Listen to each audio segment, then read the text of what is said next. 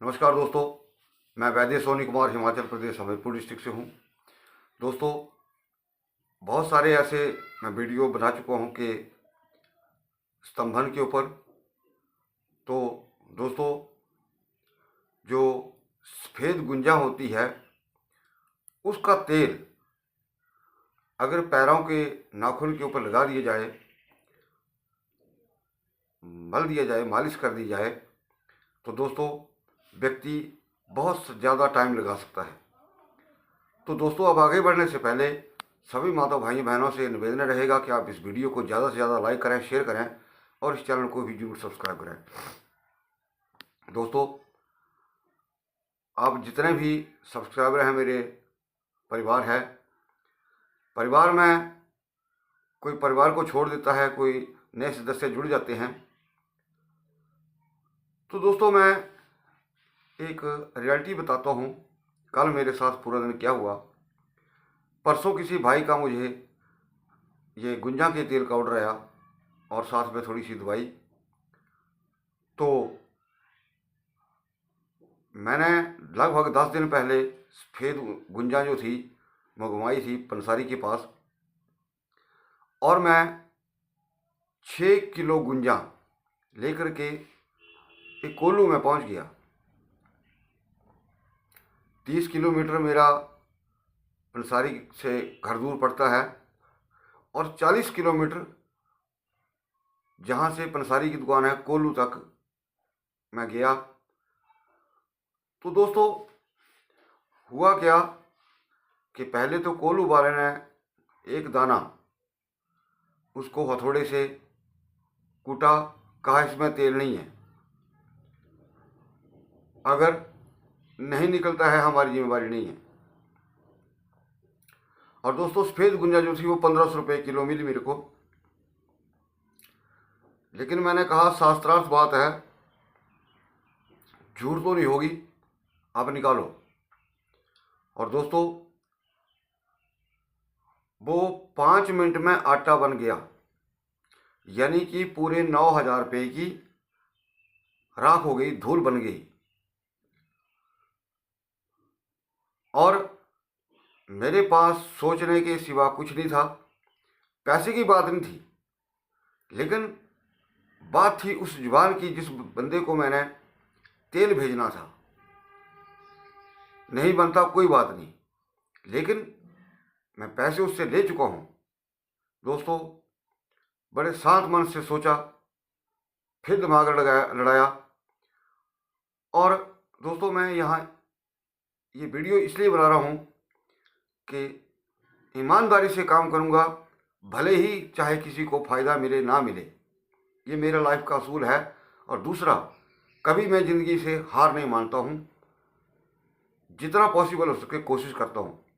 और दोस्तों, कोशिशें कामयाब भी होती हैं, विफल भी हो जाती हैं, ऐसा नहीं है। लेकिन अगर आप निरंतर उसके ऊपर चले रहेंगे तो एक दिन आपको कामयाबी ज़रूर मिलती है। तो दोस्तों, फिर मेरे को ध्यान आया, मैंने उस कोल्लू वाले से पूछा कि और भी यहाँ कोल्लू हैं नज़दीक में, क्योंकि कोल्लू वालों को कोल्लुओं का पता होता है कि कहाँ कहाँ कोल्लू लगे हैं। दोस्तों, उसने 4-5 कोल्लू मेरे को बताए और फिर उस पंसारी की दुकान के ऊपर, जहाँ वापिस मुझे सिर्फ 2 केजी ही सफ़ेद गुंजा मिली। बहुत सारी जगह गया और सफ़ेद गुंजा जो होती है दोस्तों, ऐसा लगता है कि पूरे सोयाबीन है। अगर किसी को बेवकूफ़ बनाना हो तो वो सोयाबीन गुंजा की जगह वो सोयाबीन ही दे सकता है। फिर मैं एक जगह गया, 3-4 जगह गया, लेकिन अंत में एक जगह ऐसी पहुंचा कि भाई निकल जाएगा, और ये अभी नहीं निकलेगा। ये इसका एक प्रोसेस है जो मैं आपको नहीं बताऊंगा। मैंने कहा भाई आप निकालो, बुजुर्ग आदमी था। ये कल आपके सामने इसका तेल निकाला जाएगा। और दोस्तों, मैं वीडियो वो भी बनाऊंगा आपके सामने, आपके लिए। तो दोस्तों, आज मैं वहाँ जाऊंगा और आज वो मेरे सामने उसको तेल निकालेगा। दोस्तों वो ऐसा व्यक्ति है कि गेहूं का भी तेल निकालता है। फिर मुझे विश्वास हो गया। दोस्तों कल आप यकीन नहीं करेंगे, मैं सुबह 10 बजे का गया था और शाम को रात को मैं 7 बजे घर पे पहुंचा। खाने खाने का समय ही नहीं लगा। सोच रहा था कि काम बन जाए उसके बाद खाता हूँ, उसके बाद खाता हूँ। इवन कल तो चाय भी नसीब नहीं हुई। दोस्तों कल 2 मुझे फ़ोन आए, ध्यान से सुनना दोस्तों, बड़ी पक्की बातें बताता हूँ मैं, कि मुझे विश्वास है कि जब शास्त्रों में कोई बात झूठी नहीं होती तो इसी विश्वास के ऊपर मैं पीछे नहीं हटा और अंत में मुझे कामयाबी जो है आज मिल जाएगी। कल दोस्तों मुझे 2 कल फ़ोन आया, ऐसे ध्यान से सुनना। एक का फ़ोन आया कि जी तेल चाहिए। मैं क्या समस्या है? कि जी खड़ा नहीं होता। मैंने कहा भाई तेल से कुछ नहीं होता, तेल से इरेक्शन में कोई उसमें ये नहीं है। यहाँ मैं आपको छोटा सा उदाहरण दूंगा। दोस्तों जिस तरह आदमी पैरालाइज हो जाता है, किसी या व्यक्ति को पैरालाइज हो जाता है, अगर कोई व्यक्ति ये सोचे कि मालिश से ही वो ठीक हो जाएगा, कभी नहीं होगा।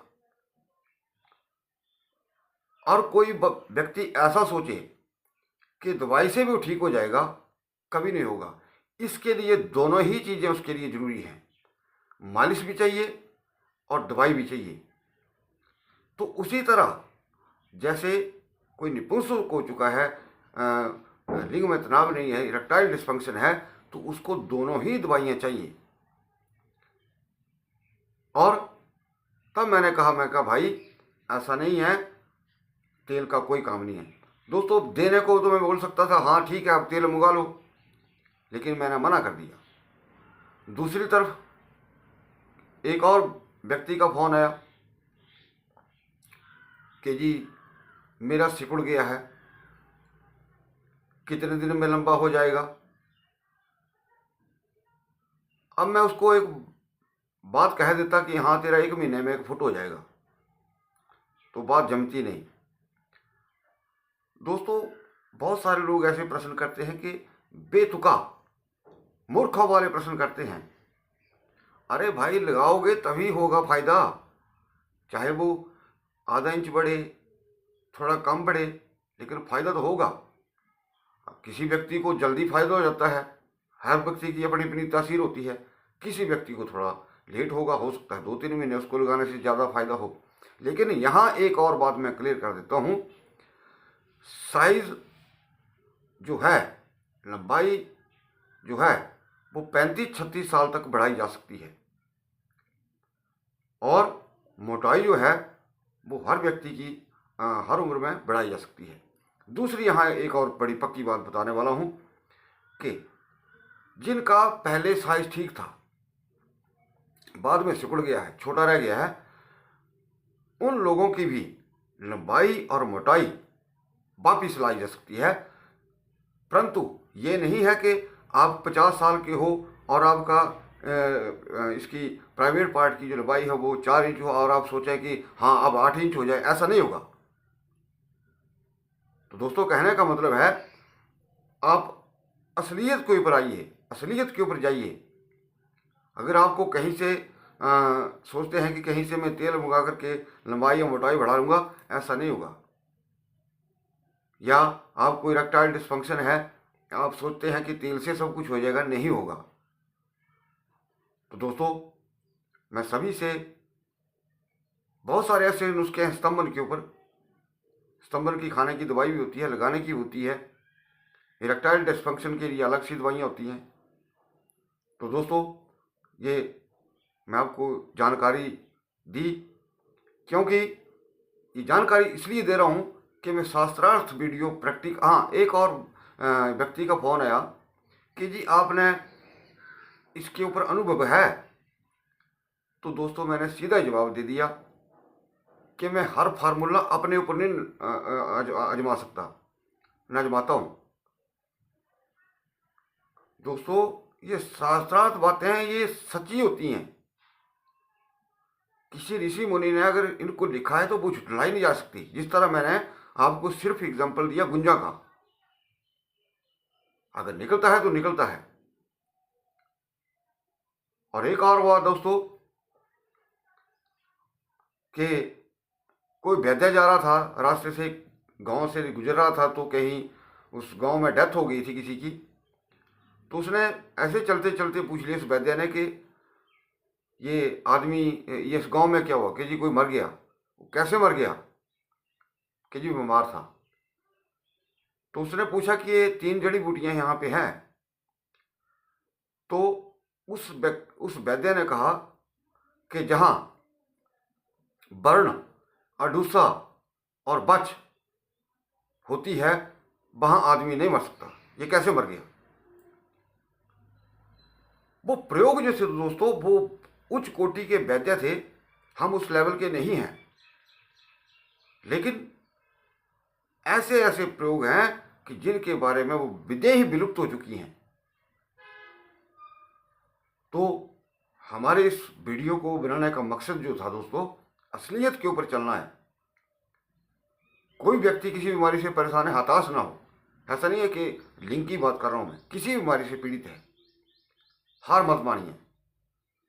तो दोस्तों मैं चाहूँगा कि आप इस हमारी वीडियो को ज़्यादा से ज़्यादा लाइक करें, शेयर करें, और हमारे इस चैनल को भी ज़्यादा से ज़्यादा सब्सक्राइब करें। वीडियो को देखने के लिए आपका बहुत बहुत धन्यवाद। नमस्कार।